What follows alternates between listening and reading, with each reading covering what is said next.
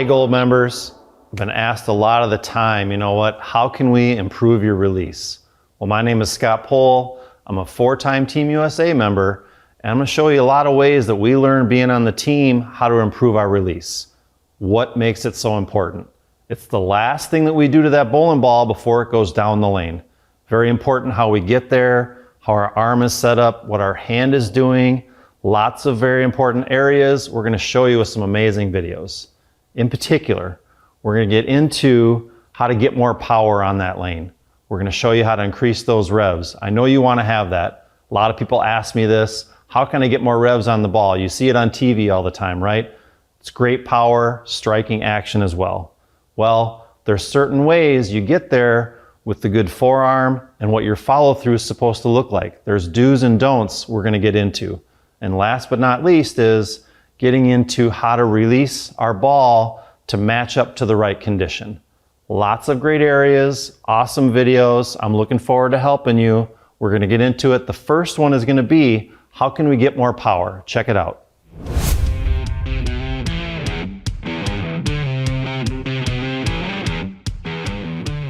So a lot of great ways to find more power in our bowling game. The first way we're going to look at this is using our legs, in particular the knee bend. This first example is Haley.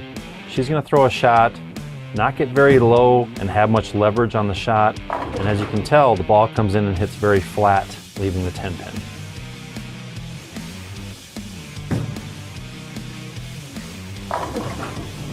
The next ball, she's going to get down much better into her slide with a good knee bend, and you can tell the ball finishes stronger, goes through the pins, and we see 10 in the pit.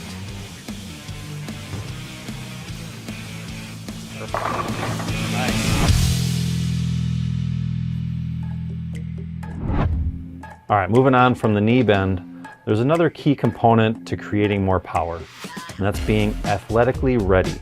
What we mean by that is in the setup position, you can tell the first shot here, she's very upright, kind of stiff looking, and not in a good position. Kind of think of a football player when they're carrying that ball over the middle.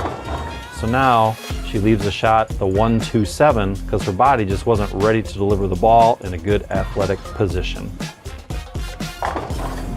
On the next shot here, she's going to get a little bit better position. The ball, she's cradling it much more.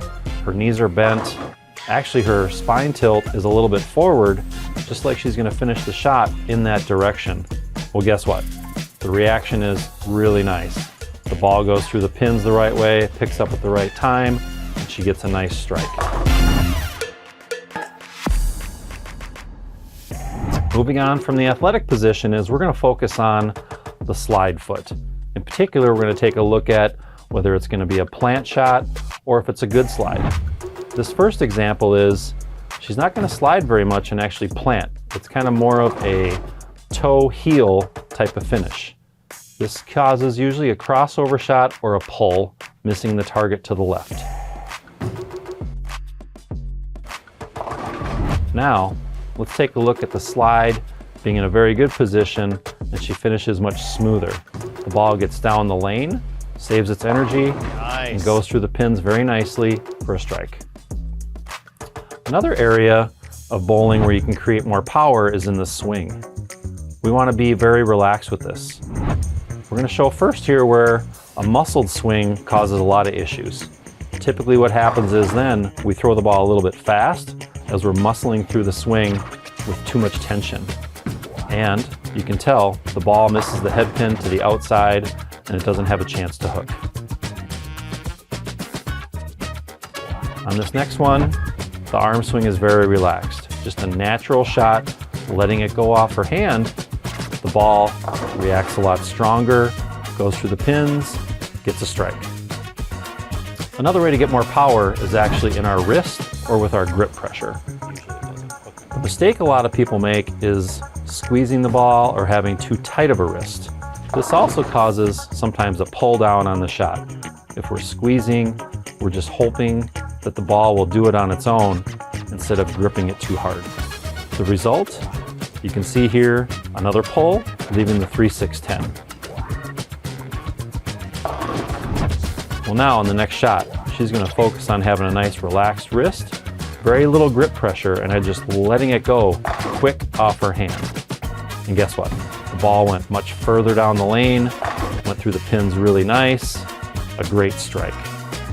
All right, so the last part of more power is we're gonna take a look at that non-bowling arm, otherwise known as the balance arm. There's a correct way of doing this and an incorrect way. First of all, we're gonna show you kind of a mistake way that some people do it. If you notice, her balance arm is parallel to her shoulders. In other words, being a right-handed player, it's pointed straight out in the left side. What this does, doesn't allow much swing to go back and forth.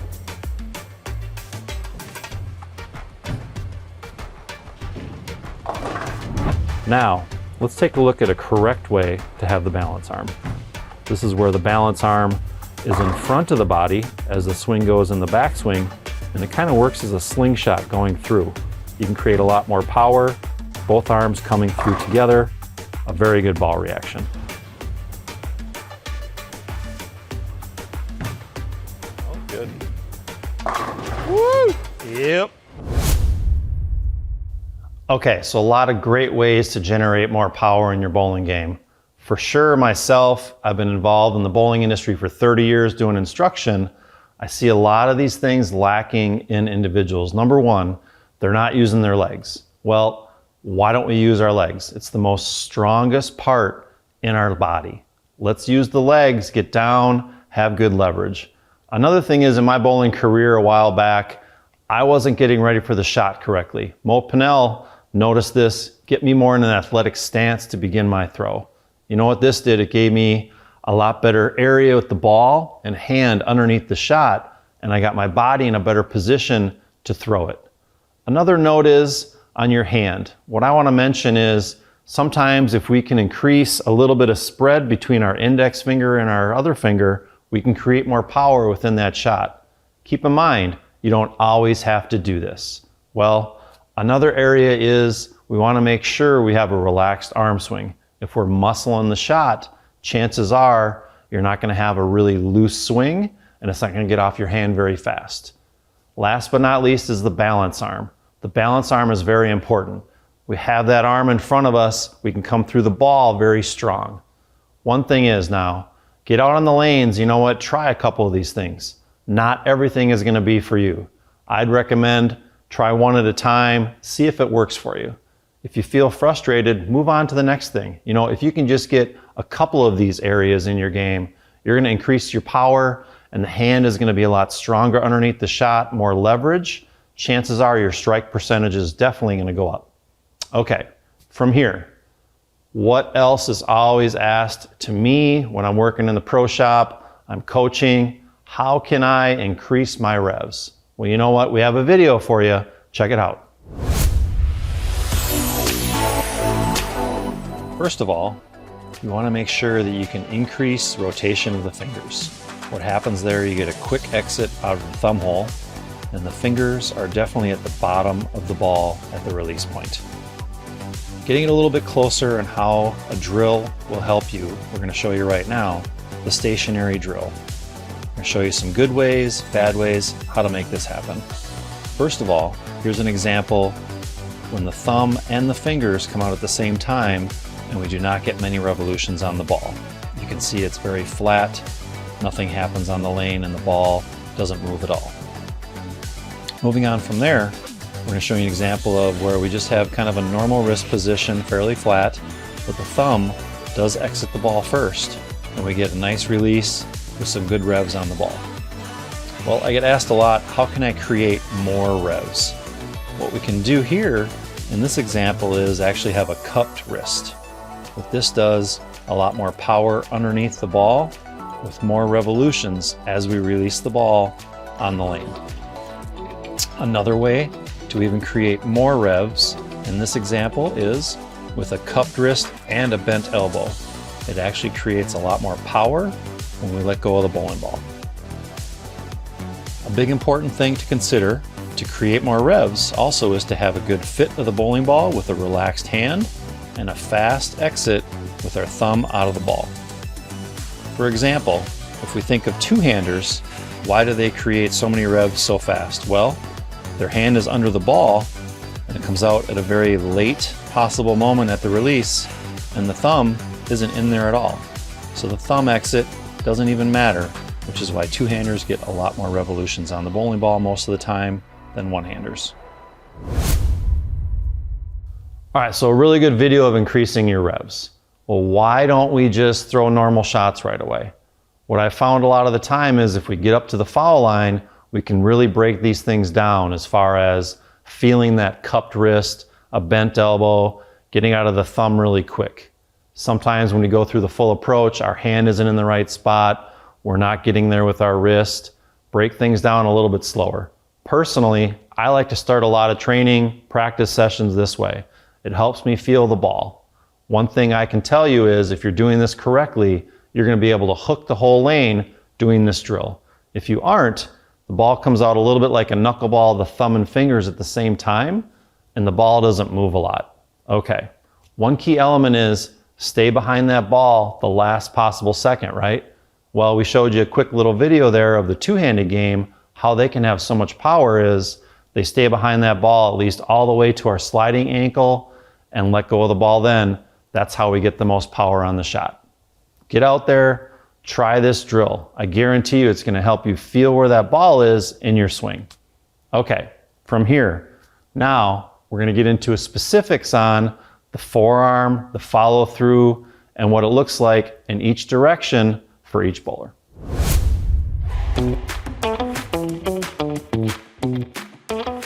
How do we have a good follow through?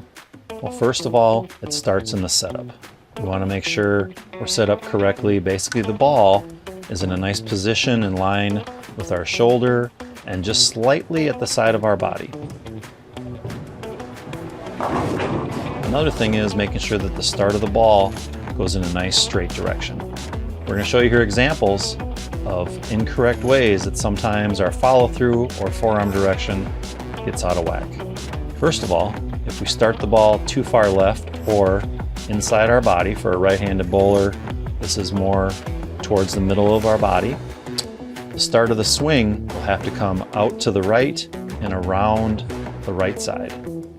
This causes a follow through to typically go too far to the left as well as the forearm direction. Just the opposite of this now, if we start the ball too far outside of our body, that's going to cause the follow through to finish too far to the right as well as our forearm. Typically, a good shot will not happen. Key factors to consider in having a good follow through. You want to have a nice loose swing as opposed to not being very muscled. What this does just allows your arm to come through in a consistent manner. How can we train ourselves when practicing to make sure we have a good forearm direction or follow through? Well, be sure to feel where that arm is as you're throwing good shots. That'll give you a good reference point of when things are going correctly and incorrectly. This definitely helps you be more consistent. Keep in mind, a follow through can be straight, or even we see players these days where the follow through does go in front of the face. The biggest important factor here is that we're being very repeatable and consistency when following through. Okay, so the follow through, forearm direction, we showed you ways of making this happen. In general, a right-handed bowler, you're going to see that follow through be on the right side of their head or over the shoulder. Chances are though, there's some players out there now that isn't the case. The key thing we're looking for is a good repeatable shot with an effective ball roll. Okay, personally what helped me in this situation is I'm going to get out there sometimes, I'm going to videotape, and I want to see what my arm looks like from the back view and the side view. Well, you know what? I'm not just going to do one shot. One shot isn't going to tell me much. Maybe I threw that one shot perfect. I'm going to throw 4 or 5 series of shots and see if I see some differences in the shot there. It's going to help me get an idea of what it should look for. Well, then you know what? If something's off, go back to the video, check your setup, check the ball start. All of these things are going to help you be more consistent. At the end of the day, it's all about repeating that shot, looking with your arm, release in the right spot. There is no 100% way you need to look. You don't have to look like Wes Malott. You don't have to look like a Pete Weber. Number one is look good for yourself. And you know what? If you need to, go out there and find an instructor who's qualified to help you. I guarantee you there's a bunch in your area. Okay, I hope all of this helps with the release, the follow through, what your forearm looks like when you come through on that shot. Next, we're going to look at a very important area matching up to lane conditions is axis tilt, axis rotation. In particular is what can we do with our release to make this happen?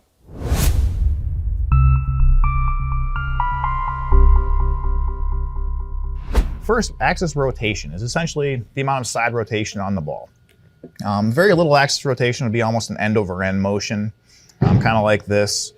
More axis rotation would be kind of like a 45-degree angle, kind of like so. A lot of side rotation, like a Pete Weber, is kind of like this right here, almost 90 degrees of rotation.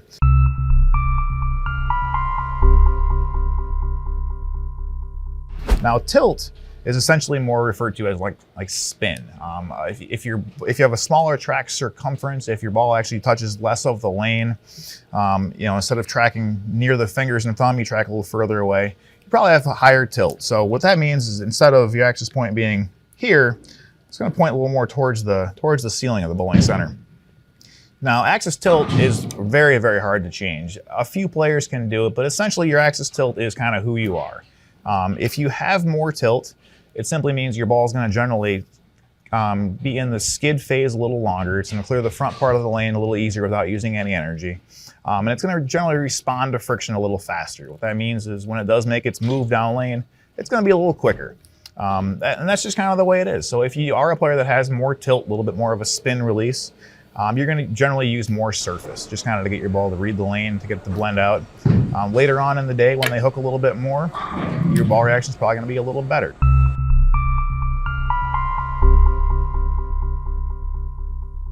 So now once we kind of understand what your axis tilt is like, we can kind of work on your axis rotation. A great way to do it is to get some tape on your ball so you can have a visual reference and understanding of what you're working with. Start with some tape on your axis point. This is kind of your initial reference point. If you don't know how to locate your axis point, talk to your local pro shop. They can point in the right direction, help you find this. It's also very important for getting correct layouts on your equipment as well, so a good thing to know. Then extend a piece of tape from that axis point just above your finger holes. And this will give you just kind of, we refer to it as rev tape. It gives you a great visual for when you let go of the ball, what the bowling ball is actually doing on the lane. So start off with your natural release, just whatever you feel most comfortable with. A lot of people, it's gonna be right around that 45-ish degrees, might be 30, might be 60, but somewhere in that middle road. So let's say this is your natural release right here. Something like this. What you're really looking to do with this, as far as understanding axis rotation and what it means, is to create something that has less axis rotation, more of an end over end, just not necessarily 0 degrees, but just less than your natural.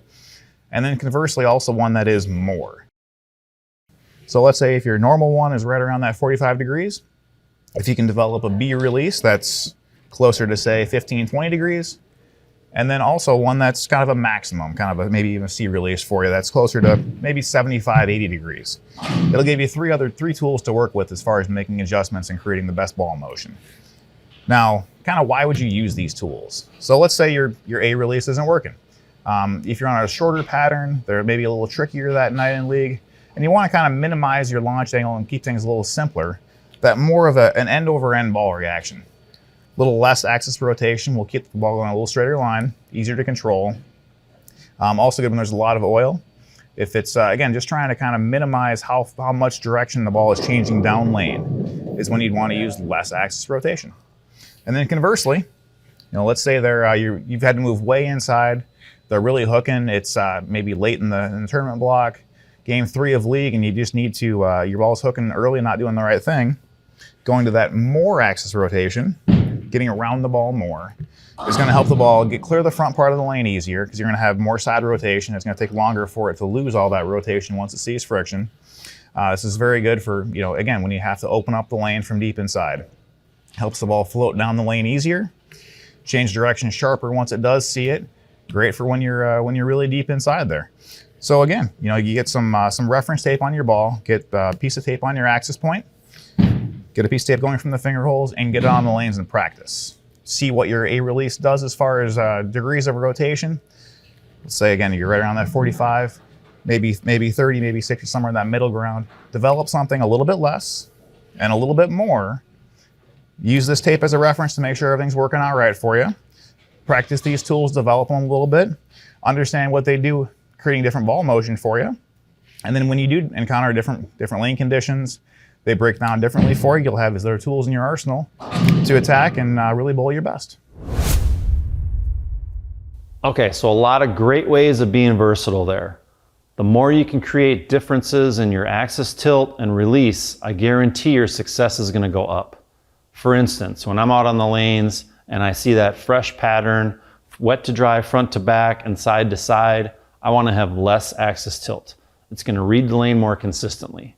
Well, what's the first transition that's going to happen and I'm going to change my axis tilt? Typically, it's going to be the oil is going to push a little bit down the lane. It's going to carry down. I need more change of direction as that ball leaves the oil pattern. I'm going to maybe go to more like a 45 degrees. And the next transition from there is the lane even creates more friction. It burns a little bit quicker. I'm moving in the lane even further. Sometimes I'll get even closer to 90 if I can. Now, if you can perfect these skills, I guarantee your scores are going to be more high consistently. What I recommend, get out to the lanes, grab one bowling ball. See if you can make that one bowling ball work with less tilt, higher tilt. It's going to allow you to have a lot of versatility. Where else does this help you? Well, if you're in competition, you can stick with that one ball a lot longer. If it's really good right away, you're carrying the pins, just changing your tilt with that same ball versus switching balls can help you have an advantage on that person fishing for the next ball reaction with a different piece of equipment. I guarantee all these things are going to help you be more successful. Get out there. You don't even have to have all three in your bag. Sometimes if you can just have low and medium, you can be really successful. Or if you just have medium and high, you're going to succeed a lot. Not everybody has three ways of throwing the bowling ball with their tilt. Okay, get on the lanes, check it all out. Well, I was really excited to show you all these things on how you can help your release. We went through numerous areas on how to get the ball in the right spot at the foul line. First things first, none of this happens if you don't have a good fit on your bowling ball. You're going to have to squeeze the ball a little bit too much. Grip pressure, not a good thing. You want to be sure the fit is right. You can get that ball off your hand the right way. So for instance, once again, the videos that we had was getting more power. Get out there, lots of ways of doing it. You know what? How your body is in the lane, how you're setting up, how your legs are being used. Really good stuff.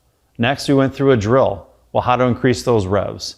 Get to the foul line, do that stationary drill for a little bit while. It's going to help a lot.